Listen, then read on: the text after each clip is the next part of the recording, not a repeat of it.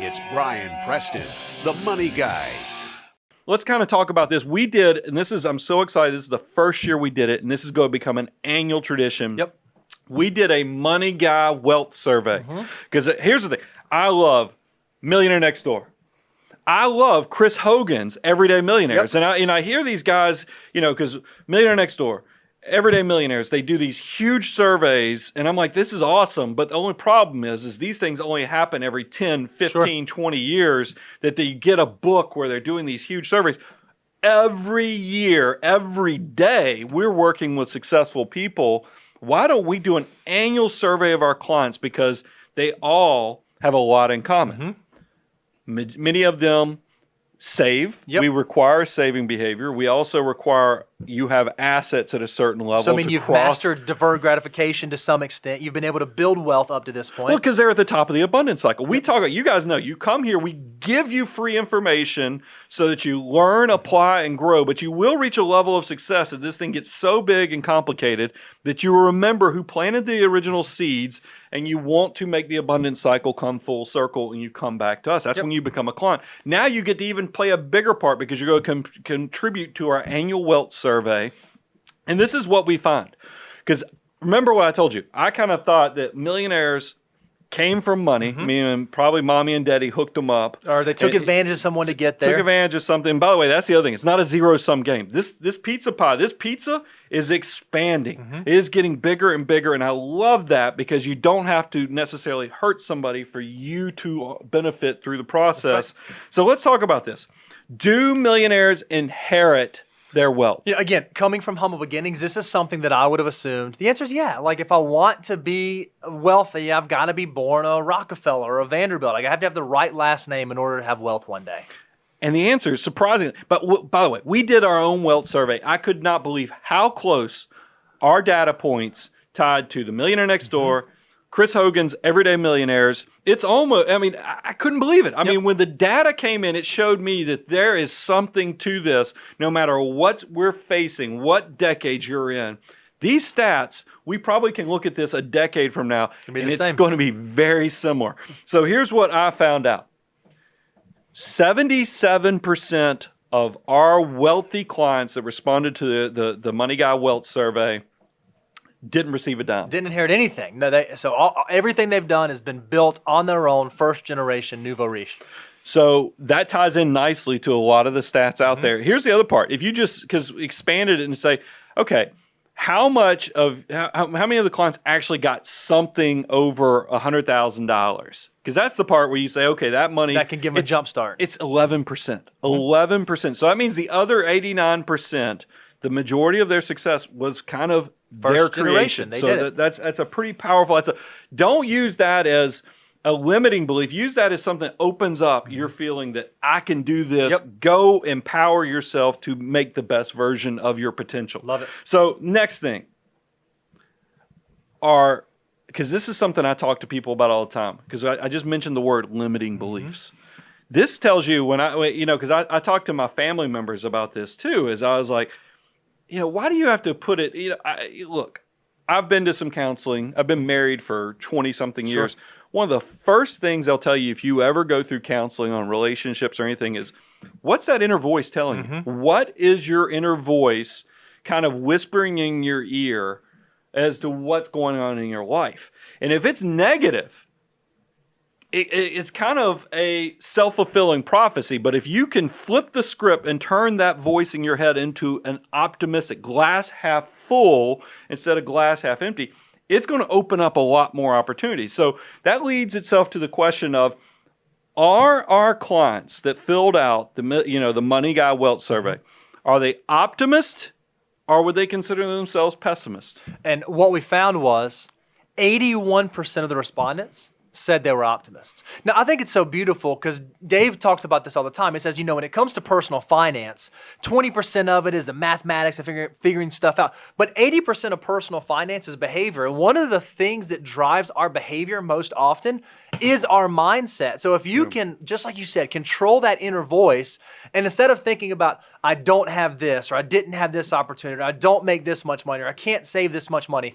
And you can flip it to, no, I do have this, and I can save this, and I do have this much time, and I do have this positive mindset. It's amazing how much influence that can have over your personal financial life. Well, we talk about invisible hand of success. One of the first things you can do when you flip the script on are you an optimist or a negative is that invisible hand that's working in your brain while you're sleeping, whatever. I'm telling you, it's moving. It's making things happen. So if you can change your subconscious and turn yourself into an optimistic, guys, it is just like education's the ladder out of whatever situation you're in. That mindset of instead of having limiting beliefs, that optimistic mindset is also going to be the fuel that keeps that keeps the momentum going through the process. I thought this was because a lot of us look, we just showed you starting early is powerful, but does that mean that's the only way forward? And we were surprisingly found out. No, it's okay. Yes, we want you to have a head start on saving, but that doesn't mean that's the only way to create success. So what did we find from our wealth survey, Bo? So we asked, okay, when did you get serious about personal finance? When was it that you thought personal finance is something that I should prioritize? And what we found was about 37% of the respondents said they figured it out between ages 18 to 24. So they came out of college, came out of school, and got busy right away. Another 37% said that they figured it out between, am I reading that right? It's 40%. No, I did it backwards. 40%. 37%, 18, 24, 40%. 40%, 25 to 34, and then 23%. So still, even a decent chunk figured it out after age 35. What this shows us is that the ones who master deferred gratification early, yeah, you set yourself up for success. But even if you are someone and you just stumbled onto the money guy and you're 35, 40, 45 years old, that's okay. Yeah. We always tell people, again, when they find out we're financial advisors, they say, all right, well, when's the best time to start investing? Or what should I invest in? We always say the same thing. The best time to start investing was always yesterday, which makes today the second best time to start investing because time is your most valuable resource. I love it. Just great cross section here. Get out there. There's never a bad time to start. And I just, because I want people to know, just like you have diversification of your assets, there's diversifications on ways to creating success. But that does lead to my next point, and this is something I thought was very valuable. Now, this is one of those things because I've read Everyday Millionaires. I told you I'm fans of the Millionaire Next Door. Chris Hogan in his book, I thought this was so powerful because we all have this, well, where does it come from? The media, the press, the lifestyles of the rich and famous, MTV Cribs. I know some of these things are ages, but there's even more when you watch videos on Vivo and other things like that.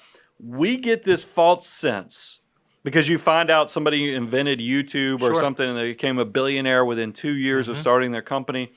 We get this false sense that wealth creation can have shortcuts. Yeah. I think that I want you to be excited about that you can create opportunity, but the reality is that we're running marathons. We're not running 5Ks. And what I don't want you as a young person or even a person in your 30s or 40s who's starting out, if you are running a marathon but you actually are thinking in your mind that you're running a 5K, you're going to get to 3.1 miles and you're going to start celebrating like you won the race when you're just out of the blocks. I mean, you haven't even really started this thing. But if you have a false narrative because the consumerism and the people who are doing the advertisements are telling you this, you are going to screw up things royally. Right. So it's important to know what does typical success look like. And Chris Hogan details that. This came from the Ramsey Solutions did a huge, I think it was the largest in history, survey of millionaires. And they called it the National Study of Millionaires. So I thought that was, by the way, Jinx, you owe me a Coke, because that was very in tune there. But it's this is powerful. The typical millionaire, it took them 28 years. No shortcuts about that. It's not having financial abundance and be successful. It's not a get-rich-quick scheme. It's not something that, I need to go start day trading and figure out how to go buy the stock before it goes up 3,000. That's not. It takes time. And the other part, I thought, look at the average age there, 49. That might not be as sexy as as a 28-year-old that becomes a Kendall Jenner or whatever who you see on Instagram. But that's kind of reality. And you know where a lot of these people got their success?